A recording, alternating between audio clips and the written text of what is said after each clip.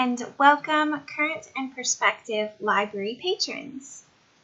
If you are viewing this video, chances are you are looking for an introduction into how to use a database that's known as Novelist Plus.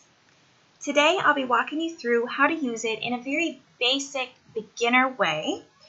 We'll go two ways. We'll do like a window shopping, window browsing sort of search and a specific search. And at the end, we'll have generated a couple of different searches, which we'll have saved to a folder, which we can access later. And this will give us the chance to email it to ourselves. If we have a personal email account, we can email it to somebody else. We're doing a search for a friend, or we can print it from a networked printer or a personal printer hooked up to our computer. Now, a little bit about Novelist itself. Novelist is a database that you can access through your public library, which if you look in the upper right-hand corner here, this is the library that has granted me access to Novelist. Now, of course, you have to have a library card and a library account with the library that you're attempting to use. So keep that in mind as you go forward. If you are a college student or an adult with alumni status to an academic library, you may be able to use that library to access Novelist itself. Of course, if you're unsure if you have access to Novelist or you're having a hard time tracking down Novelist through the database listing webpage, just ask a librarian. Chances are, if they're unable to grant you access to Novelist, they'll be able to point you in the direction of a resource that is similar in nature and does a similar job, which I will demonstrate now. So as I said, Clark County Public Library has granted me access to Novelist. So once you get access to it, you'll have an identical web page that greets you.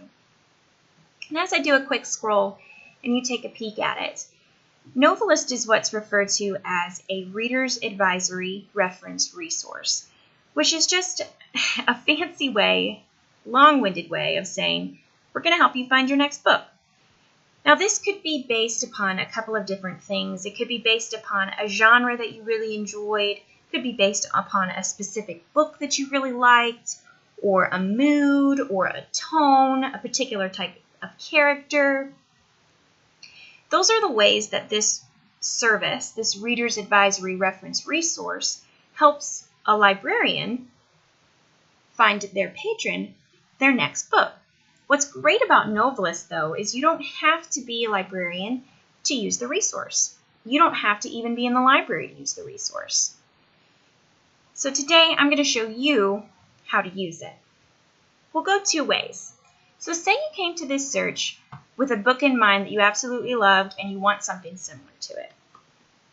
So we'll go with Uprooted. And we'll scroll down until we find Uprooted by Naomi Novik.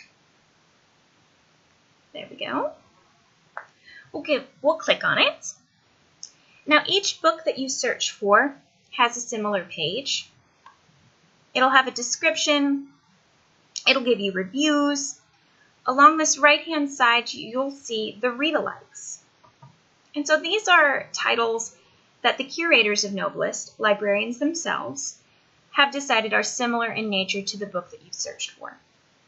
So we'll find one that looks appealing to us, and we'll hover over it.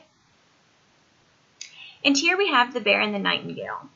It lists the author, the description, what age demographic it fits into, and the reason that the librarians, the curators of Novelist, have chosen it to be similar to the book that you searched for. So that sounds appealing to me. We'll click this Add to Folder button, and it's added to our folder. We can scroll back up, and we can pick different ones if we wanted a couple more. We could hover over it, and we could choose another one to add to it. Now say that you came into this and you just wanted to do a little bit of window shopping. We could click on Genre. Another great aspect of Novelist is that you can narrow it down by age demographic. So for example, and you'll see this all over the website, these will be your 4 age categories. So say we wanted to look for something in the teen section.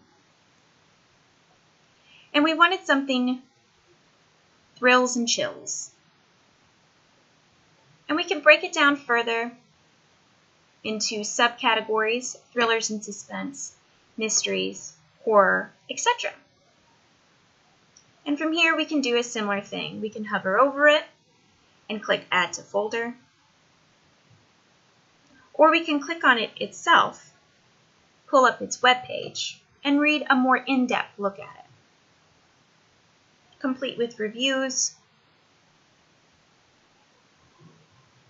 And then this particular book has its own read-alikes. If we come back to our home page here, we could also use this sidebar to do pretty much the same thing that we just did. So if we clicked on ages 9 to 12, and we really wanted some animal stories, particularly animal stories told by animals, we would get a list like this. Now we could go through and individually choose ones that we enjoyed or that we thought looked like what we wanted to read, or we could add the whole search to our folder here.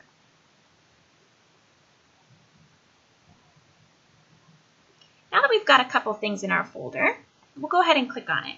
Say we're done using Novelist, and we're ready to gather our resources and go out there and find the books. So we'll select all of them, and we'll email them to ourselves. You can put in your own email or the email of a friend, so depending on what you're doing the search for.